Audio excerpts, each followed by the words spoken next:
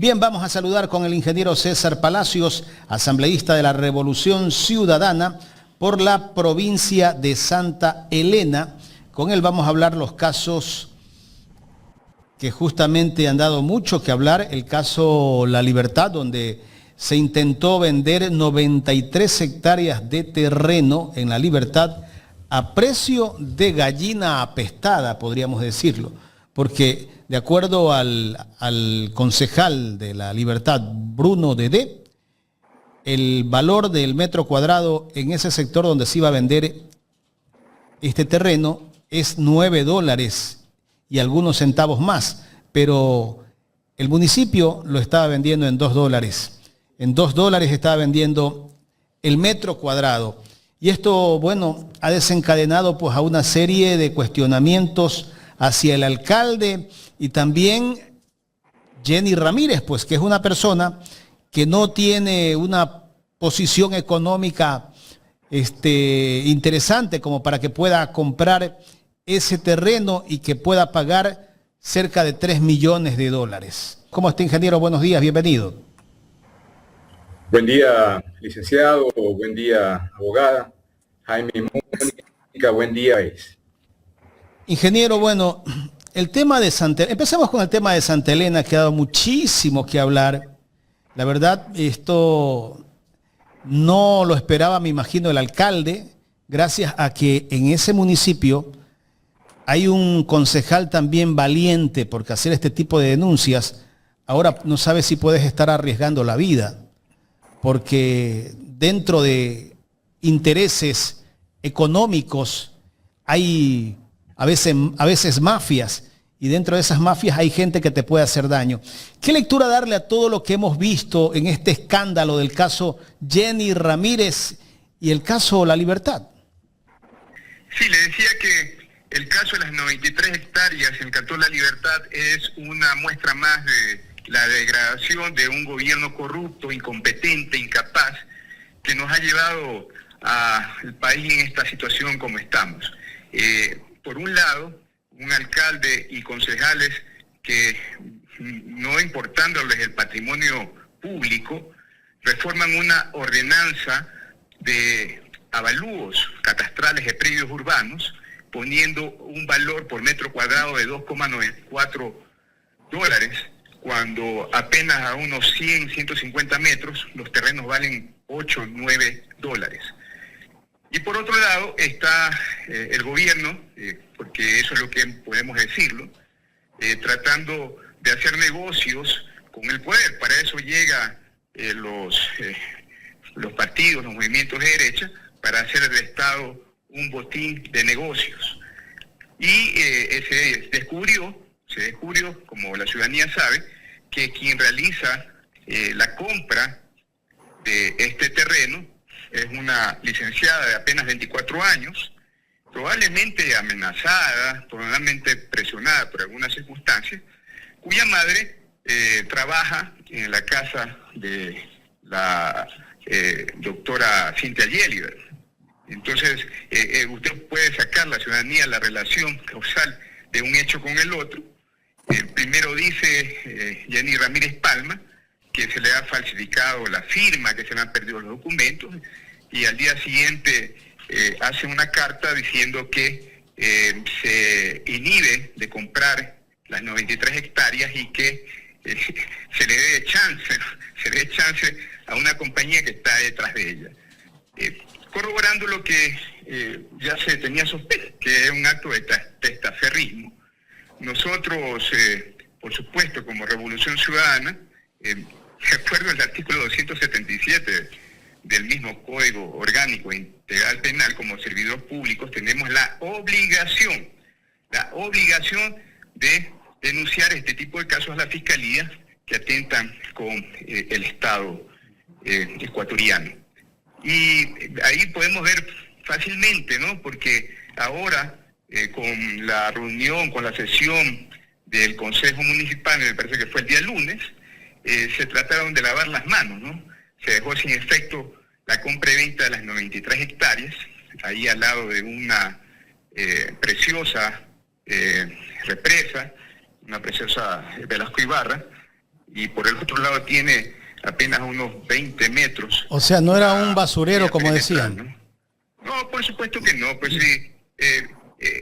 Ese sector uno no solía pasar por ahí porque no había la vía perimetral que conecta a la vía que va desde Guayaquil a Salinas, para que antes de llegar a Santa Elena vaya directamente a Salinas, ¿no? Entonces uno no pasaba por ahí, y cuando se hablaba de la represa Velasco Ibarra, uno pensaba siempre en función de Salinas, ¿no? Por el lado de Salinas, usted puede ver que aledaños a la represa Velasco Ibarra encuentra una serie de sembríos, de frutales, tomates, melones, sandías, lo que demuestra que es un sector, una tierra feraz, ¿no? Pero ahora que se construyó esa vía perimetral, entonces uno puede darse cuenta de lo precioso, de lo hermoso de ese lugar, y evidentemente cuando llegamos nosotros ya incluso había montículos de tierra, porque habían estado aplanando ya el terreno, y antes de eso me cuentan que habían tirado también basura, ¿no? Para decir que eso era un basurero. Pero no así, licenciado, y déjeme contarle que el día lunes dejaron sin efecto la resolución de compraventa, lavándose las manos, creyendo que no se había ya cometido el delito. Y el delito se comete porque usted está atentando, o mejor dicho ellos, están atentando contra el patrimonio público. ¿De qué forma? En el momento en que se emite una ordenanza de manera excepcional, porque así dice la ordenanza, de manera excepcional, se fijan con $2.94 el metro cuadrado de esas 93 hectáreas, ya contablemente se han disminuido los activos municipales y por lo tanto el patrimonio público. Entonces es un atentado del patrimonio público, delito configurado como peculado. De esa manera también nosotros pusimos la denuncia. Aparte que, fíjense usted que apenas 2 meses y medio desde que se inicia la solicitud de compraventa, se aprueba, cuando estos procesos se suelen demorar un año y medio, y entonces también ahí podría configurarse el tipo penal de tráfico de influencias, ¿no? Entonces nosotros vamos a estar atentos, porque no se trata de decir me equivoqué, aquí no pasa nada. Ingeniero, sí. ¿Y se sospecha quiénes estarían detrás de la compra de este terreno? Porque Jenny Ramírez sabemos que no es la tan interesada, porque ella no creo que tenga más de $10 millones con el proyecto incluido para hacer una inversión, una persona que trabaja en una cafetería, ¿no? Sí, es lamentable. Nosotros en la denuncia pusimos también que se le debe dar protección. Primero, localizar a Jenny Ramírez Palma. Segundo, darle protección porque su vida corre peligro. Porque, como usted dice, es increíble que tenga para comprar $3.400.000 un terreno con los impuestos incluidos y siga trabajando en una cafetería. Y es más, cuando el misma Ecoavisa va a la casa de Jenny Ramírez Palma, ustedes se dan cuenta de que es una casa construccionista con parte de caña, y cuando se le pregunta a los que están por ahí dónde está la señora, que la mamá de Jenny Ramírez dice que trabaja con Cintia Yeliver, ¿no? Entonces, ¿qué nosotros podemos sacar de conclusión? ¿Quién está detrás de aquello? ¿Quién puede pagar esos $3.400.000? Y ni la misma Cintia Yeliver puede pagar. ¿Quién está detrás de eso? Eso es lo que pedimos a la Fiscalía, que investigue, y estos casos no son muy parecidos con lo que ocurre con los casos de Galamedios, ¿no? Correcto. ¿Quién está detrás de esos $2.600.000? Porque el señor Alvarado Campi, asambleísta alterno del oficialismo, tiene un patrimonio declarado de $60.000, ¿no? Mónica. También tuvimos nosotros, y creo que toda la ciudadanía pudo observar cómo el señor alcalde Pancho Tamariz intentaba justificar a diario hasta que guardó silencio. Perdón un ratito. Sí, el alcalde intentó justificar este acto irregular, este acto ilícito, pero no tenía formas, no tenía excusas, no tenía argumentaciones para poder convencer a la ciudadanía. Ahora, al final, en la sesión en donde eliminan la compraventa, manifiesta que gracias a que ha escuchado el clamor de la ciudadanía, que esa zona no debe ser vendida, entonces en función a eso él corrige ese error, y que es de humanos corregir errores, ¿no? Un show mediático que nadie les cree, ¿no? Nosotros vamos a seguir hasta las últimas consecuencias con esto. No es posible que la Fiscalía, a la cual no tenemos ninguna confianza, porque el fiscal Alarcón, ya saben ustedes de dónde surgió, del mismo el grupo de Mario Godoy, un consejo de la judicatura que también está secuestrado, pero nosotros insistiremos que no ocurra lo que ocurrió con el caso Porsche, que por la justificación de no haber podido abrir el celular porque tenía clave, se lo dejó libre al principal implicado, que, oh sorpresa, de la misma forma hay relaciones que nosotros podemos concluir que detrás de eso está el grupo Novoa Trade en el gobierno nacional, ¿no? Ingeniero, pero mi pregunta iba destinada, sabiendo que ustedes como Asamblea Nacional no tienen posibilidad de fiscalización con respecto al alcalde, esta situación, por ejemplo, de analizar cómo él se desenvolvió durante esos días en la defensa de la supuesta Jenny Ramírez, además parecía que él era el más interesado en realmente hacerlo, pues va a tener una respuesta, digamos, al interior del Consejo Municipal, muy probablemente de remoción también, si se pensara en una situación irregular con respecto al señor Tamariz ya a nivel político. Pero acá surge otra duda, ingeniero, y es que usted como asambleísta, y sobre todo en este caso de la provincia, ya ayer salió, por ejemplo, que Jenny Ramírez también aparece como adjudicataria del MAGAP, y el Ministerio de Agricultura sí es parte del Ejecutivo. Luego tenemos, como usted lo indicó, la denuncia de que muy probablemente la secretaria de la Presidencia de la República, la señora Gelibert, también tenga algún tipo de gestión o participación o relación con este tema.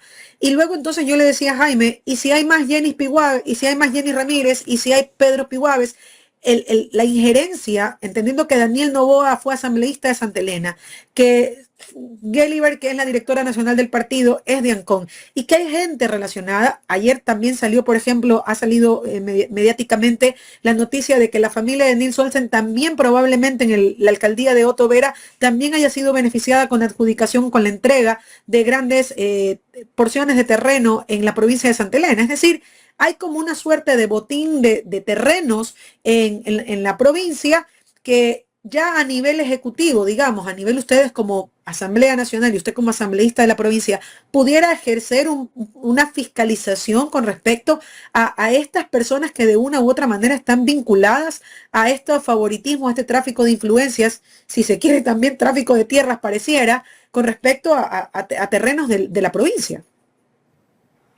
Sí, aclararle que nosotros hemos ya hecho las acciones necesarias para obtener información del Ministerio de Agricultura.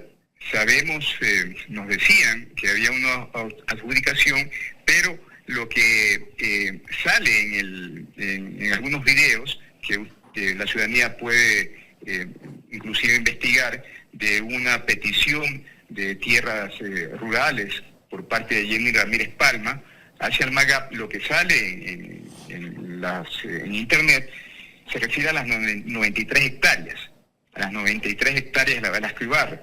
Entonces, esto nos hace nosotros inferir que como esos terrenos los veían así, sin urbanizar, de forma rural, entonces se acercaron al MAGAP solicitando esas 93 hectáreas. En el MAGAP probablemente, estamos esperando respuesta, le contestaron que esos terrenos no le pertenecían al MAGAP, sino al Cantón de la Libertad. Eso es lo que hemos investigado. Son los mismos terrenos, ingeniero. Hemos solicitado al Ministerio de Agricultura que nos certifique si es que no ha habido otra adjudicación, porque lo más probable es que exista, ¿no? Pero no podemos adelantar criterios.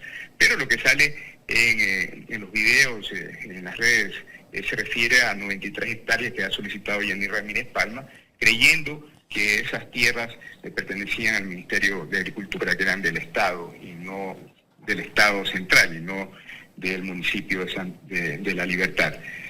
Sí, nosotros a nivel del país estamos realizando las fiscalizaciones correspondientes en las diferentes áreas, salud, seguridad, energía, y también nos hemos activado frente a este tipo de cosas porque hay también denuncias que este grupo empresarial del gobierno ha adquirido también tierras hasta en Galápagos, ¿no?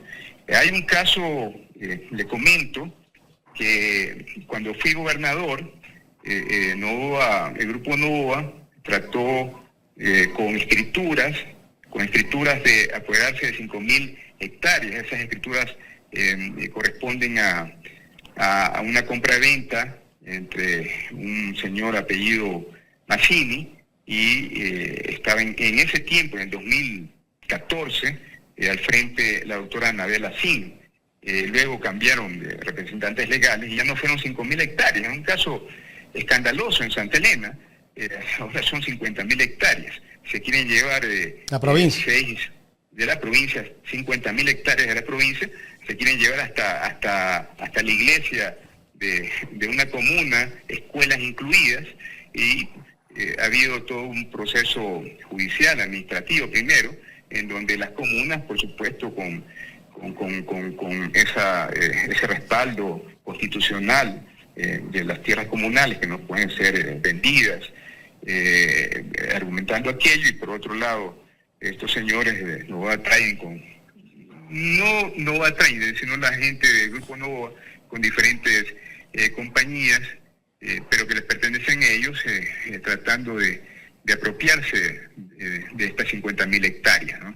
Ya han aparecido otros dueños, son problemas que ocurren principalmente en la parte sur de Santa Elena, pero en todo caso nosotros vamos a seguir fiscalizando, y eso es una prueba de que los asambleístas que se lavan las manos diciendo que no tienen poder legal para fiscalizar a los municipios, porque la fiscalización debe venir de los concejales como miembros de la parte legislativa.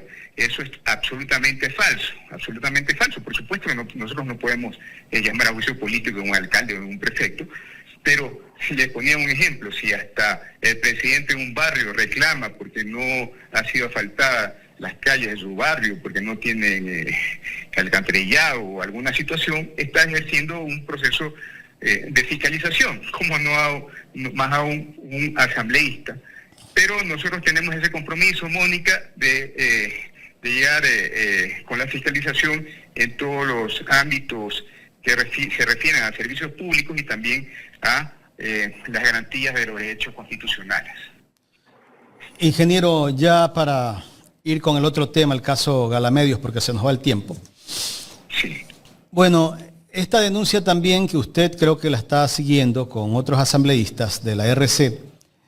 ¿Cómo va el tema del caso Galamedios, ingeniero César Palacios? Lo que sabemos nosotros es que el esposo de la asambleísta Michelle Mancheno es gerente de la empresa que compró Galamedios, o es gerente de Novoa Trading. ¿De cuál de las dos empresas es?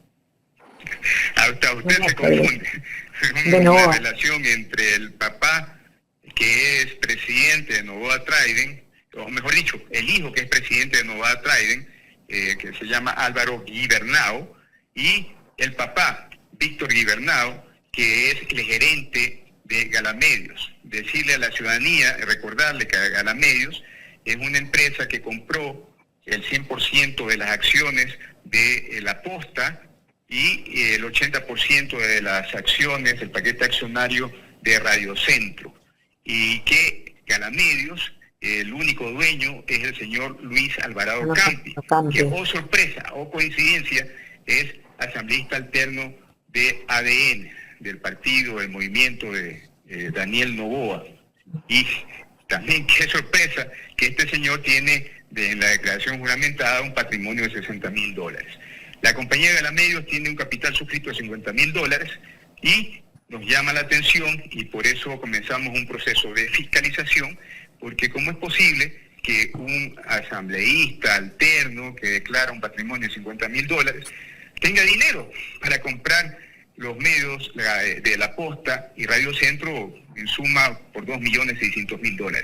¿Quién está detrás de Luis Alvarado Campi? ¿Quién está detrás de Galamedios? ¿Quién quería que la línea editorial de Radio, no Radio Centro, porque Radio Centro siempre ha sido pro-gobiernista, pero La Posta, en una línea crítica, quién quería captar ese medio?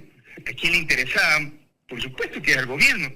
Entonces aquí lo más probable es que detrás de aquellos fondos esté también el gobierno nacional, o más bien el grupo Novoa Trade, porque ¿dónde va a sacar dinero Luis Alvarado Campi? En esas circunstancias nosotros comenzamos con un proceso de fiscalización y le solicitamos al superintendente de compañías, valores y seguros, al doctor Luis Cabezas Clair, que inicie una acción de control para verificar la licitud de la compra y verificar también la licitud de los fondos de constitución de la compañía. Ahí pueden equivocarse algunos, ¿no? No estamos solicitando ahí a Luis Cabezas Clair que investigue el origen de los fondos, los 2.600.000, sino más bien de la constitución de la compañía. Sin embargo, Cabezas Clair ha dado largas al asunto, nos ha contestado que existe un criterio de la Procuraduría, que si no se trata de un juicio político no tiene por qué dar información, y es más, la última carta o el mismo último oficio que nos respondió fue dirigido no a nosotros, sino a Neil Olsen, pidiéndole permiso, a ver si nos da permiso Neil Olsen para... Pero en otros casos sí ha actuado de manera inmediata. Le pongo un ejemplo. Hace algunos meses atrás allanaron la Superintendencia de Compañías a la agencia de publicidad que tenía contratada el municipio de Guayaquil, y ahí no había ningún juicio político. No, claro, por supuesto, pues este señor Cabezas Clair parece un empleado de la Presidencia de la República, esa superintendencia de compañías que debería ser un organismo técnico, se ha convertido más bien en una oficina de la función ejecutiva, y ahora tratando, ahí sí, de oficio, doblegar, como el mismo compañía Granaza, dueño de los medios de comunicación Expreso y Extra, tratando de controlar el 40% del paquete accionario, inventándose leguleyadas, ¿no? Este señor Cabezas Clair, si no responde a nuestros requerimientos, será llamado juicio político. Por otro lado, también nosotros hemos enviado la solicitud para que inicie una acción, eso sí ya son temas reservados, de la UAFE, ¿no? Esperemos que investiguen, la ciudadanía necesita que se le diga la verdad, necesita corroborar lo que está muy fácil de corroborar. Yo le decía en una rueda de prensa a Cabezas Clair que si quiere, y a la UAFE, principalmente a la UAFE, si quiere le ayudamos, ¿no? ¿Quién es el presidente quién es el dueño de Galamedios? Es Luis Alvarado Campi. ¿Quién es el gerente de Galamedios? Es Víctor Guibernau. Y Víctor Guibernau es el papá de Álvaro Guibernau, que es el presidente de Novoa Trade. ¿Qué podemos nosotros concluir? ¿Quién está detrás de esos 2.600.000? Es evidente que es el mismo grupo Novoa. ¿Y qué relación tienen con la asambleísta Mancheno ellos? Bueno, Álvaro Guibernau es el esposo de la asambleísta Mancheno. Y ustedes pueden hacer de las relaciones de poder. Todo queda entre familia. Todo queda entre familia, todo se cubre. Mónica tiene una inquietud, ingeniero. Mónica. Sí. No, más bien darle el dato, ya que se ha topado al señor abogado Felipe Cabezas Clair, de que, bueno, pues también parece que tiene muy buenas relaciones con el Consejo de Participación, con la Función de Transparencia y Control Social, porque ha logrado que su asistente legal de 20 años y ahora asesora 2 de la Superintendencia de Compañías sea la persona delegada para la Comisión Ciudadana al concurso de fiscal general. Es decir, que tenemos ahí una cuota por parte de las funciones del Estado que nace precisamente del señor superintendente de compañías. Qué bueno que me diga, Mónica. Yo voy a investigar y pondré, por supuesto, las alarmas y la denuncia del caso Mire, esto ocurre a nivel de todas las instituciones públicas. La única que no pudo captar totalmente fue la Corte Constitucional, pero como hizo todo un proceso digno para película para captar el Consejo de la Judicatura, el órgano principal que se encarga, como la ciudadanía sabe, del gobierno, administración y control disciplinario de la función judicial, y en donde sería principalmente como para lograr tener la mayoría del Consejo de la Judicatura tenían que lograr el apoyo del Consejo de Participación Ciudadana. Se puso de miembro de la comisión de selección al señor Cristian Troya. Cristian Troya, para decirle a la ciudadanía, es el actual asesor de Johanna Verde Soto, vocal del Consejo de Participación Ciudadana, y anteriormente había sido subdirector de comunicación organizacional del Consejo de la Judicatura, puesto por el mismo Godoy. Y anteriormente había sido asesor de Fausto Jarrín, aquel oscuro personaje que opera por parte de Daniel Noboa. Con esta posición en el comité de selección, era evidente que no se iba a dar paso a las impugnaciones realizadas por la ciudadanía, porque esto de que hay una relación entre Godoy, la esposa de Godoy, con el narcotráfico en la defensa legal, eso ya era vox populi hace más de 6 meses, ¿no? Sin embargo, los medios tradicionales ocultaban esa información. Luego, con lo ocurrido, con esta denuncia del juez constitucional, nosotros nos podemos percatar de aquello, ¿no? Y el Consejo de la Judicatura, aparte de Mario Godoy, que ya sabemos todos esos antecedentes, está el ex juez Fabián Favara, que fue presidente de la Corte Superior de Pichincha, quien, para decirle a la ciudadanía, quien tenía un proceso disciplinario por error inexcusable, por un caso de abuso sexual.